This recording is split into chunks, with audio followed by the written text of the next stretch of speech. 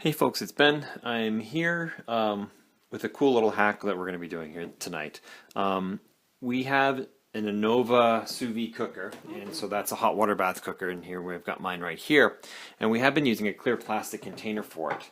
And we've seen it on the internet quite a bit. We just got it at our Canadian Tire. And long story short, we have this filled with water, and our Anova hangs off the side, and it uses this clamp mechanism here to the side. The downfalls that we found with this system is that this container, when it gets hot, kind of bows over and kind of gets, you can still see some of the bow that's in it now. And the other factor that we had is the sous vide, being made out of mostly metal, is kind of heavy, so we've actually had to use a bag with a water jug in it to kind of balance the Anova. It would be clamped to the side here. We'd have the Anova dipping in, and then we'd have the bag to kind of flatten everything out. So that was one issue we had. The other issue is that it takes quite a long time to get hot because this container holds a little bit over 5 gallons of water, and if you're going to do any baking or anything with cakes and stuff, there's quite a bit of heat loss and quite a bit of moisture loss from it. It steams up the house, so we've had some issues with it. So visiting the Anova website, they have an awesome hack, which we're about to do for you here in video form, is they actually modify a cooler to be their sous vide cooker. And what we're going to do is, we're kind of already started a little bit here, is we're actually going to put the Anova here, same as recommended by the folks at Anova. We're actually going to cut a hole here, and that will allow the Anova to poke through, heat the water here, but this will be essentially a sealed container, be insulated, so it'll get nice and hot, and then you can do those long 24-hour cooks, and it would be great for it. So let's get this process started. The instructions are on the Anova website, but this is kind of the run through on how we're going to do it, and then you can kind of say, oh, well, let's do it something different because we didn't like it. But what they do is they recommend taking the collar off the Anova, and if you put yours together, you'll know it slides over the shaft here, and then you tighten this little thing to tighten it down, and that lets you turn and pivot it. Just completely remove it, and then take a Sharpie marker, flip it upside down, and put it right here. Now, my wife and I had a debate. The Anova folks put it here.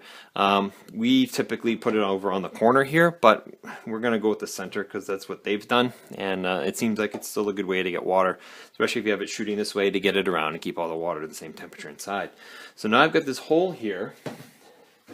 Now, here's where we're going to differ. Is the Anova website, actually, they buy a 2 3/8 inch hole saw. Well, geez, that's a hard size to find. You can get 2.5, but that's too big. You can get 2 1/4, which is too small, or you can custom cut it, which is what we're going to do here. And I've got a Dremel with hopefully the right type of blade on it that will allow me to just cut a hole here. The other thing to look out for is we've got ribbing on the back, so we typically want to try to get our hole into a flat spot here so we don't cut into the ribbing, just because it's going to be a pain to cut. So what we're going to do now is, now that I've got this cut out, is actually I'm going to leave the top on here, and I'm going to dig my Dremel out, and I'm actually going to hopefully plunge in and then just cut the circle out, and then we'll cut to starting to get the fit. And I think we're going to use a sanding drum to get the final size on the hole. All right, so I have my hopefully plunging bit here, and let's see how well this goes.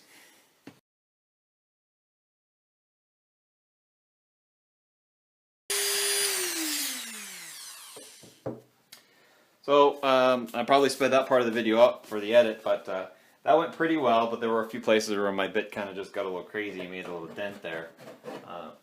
And inside, of course, it's full of shavings, and I'm covered in shavings, so that's fun too. But now we take our Anova and see that we actually have plenty of space to kind of clear up some of the areas here. So I'm going to go ahead and it looks like it's pretty uniform in terms of, we're pretty close, so I'm just going to hit any points that are pointing in, and we're going to clean those up.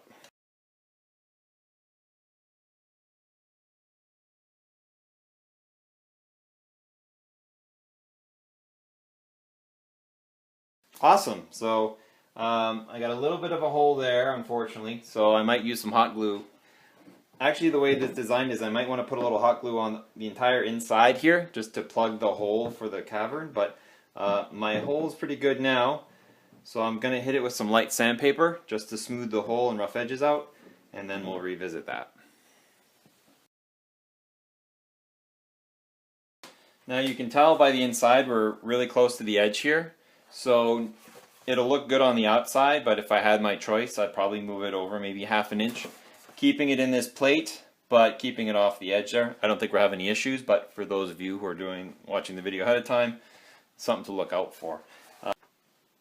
So now we've got we're going to fill this crack with hot glue for now. We could use a silicone too, but we're just going to try hot glue.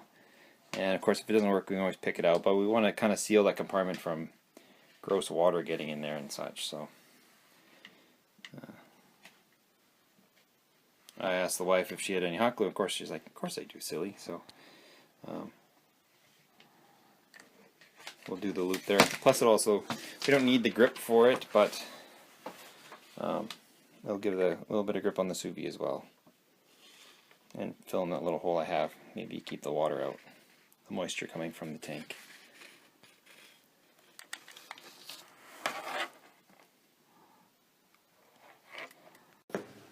So now that we've got the hot glue around the hole, this thing barely fits in there, which is awesome.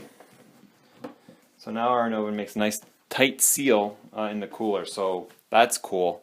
The only other issue that my wife brought up, and it's a valid point, is we need to know where the water levels are. Because the Anova has a high and low, and you can't go too high or too low. So what we've kind of done, or what I'm planning to do here, is we talked about using a permanent marker, but this is a hot water bath that's constantly churning. I don't think the lifetime span on that's going to be very good. But judging by the dimples in the tank here and the dimples here, it kind of locks in. I'm going to use a ruler here, and I think the measurement was on the back. Yeah, it's got a max water level of approximately 1 inch below the level of the dimple. Sorry, let's put that on screen. About 1 inch down, and then the minimum is about 5 inches down. So we're going to take and just put a little etched mark in the tank so we know that our water levels, like when you put your meat in or baking or mason jars or whatever, that we're still going to be, we can look at the edge and know that our water level's right. But that's it. So we're going to fill it up full of water here. We got some baking to do actually. We're making some delicious pumpkin bread. But there you go. We'll let you know how it goes after a couple cooks and things like that, because it is hot water. It's pretty stressful on anything here, but I think this will be fantastic. It'll keep the heat in, so we won't have to have so much heat loss. The sides won't bow out, of course, and of course the Anova looks cute just sitting on the top there. So if you have any questions or any awesomeness like that, just let us know. I hope you liked this video. If you did, please click like, and please subscribe to our channel, Red Barn Homestead. We've got lots of cool sous vide videos and all sorts of other cool homesy stuff, so please feel free to subscribe.